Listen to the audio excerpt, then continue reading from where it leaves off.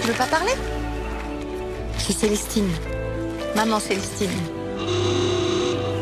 Et voilà chez nous. Tu les vois là, ces deux petits toits là, ça te donne le poids du bestiau. Je te fais chevalier dans l'ordre des pêcheurs à la mouche. Totoche a existé, ça a été un de mes très très grands amis, un professeur de nature on va dire, mais ce Totoche qui est dans le film est effectivement un mélange de différents personnages.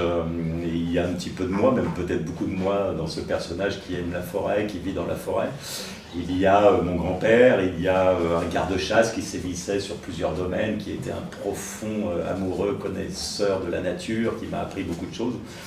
Donc oui, c'est un film très personnel. Vous avez le droit d'arrêter des gens? Garde-chasse, gendarme de la forêt. Il y a des voleurs dans la forêt? Ouais, enfin, un braconnier. Totoche, tire de tous. C'est ça, braconner? Il y a qui le gibier?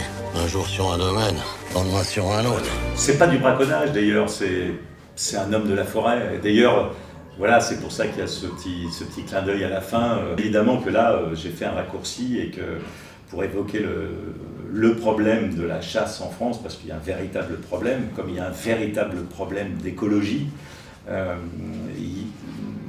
il y a une nécessaire réconciliation des gens qui connaissent la nature et qui l'aiment et qui régissent les équilibres. Qui est ce jeune garçon que j'ai surpris à traîner? Ça doit être le petit Parisien que j'ai pour les vacances, mais il vous dérangera plus, monsieur le comte. Il est un géant. Je dirais s'aventurer parfois jusque sur nos terres. Personne ne l'a jamais vraiment vu.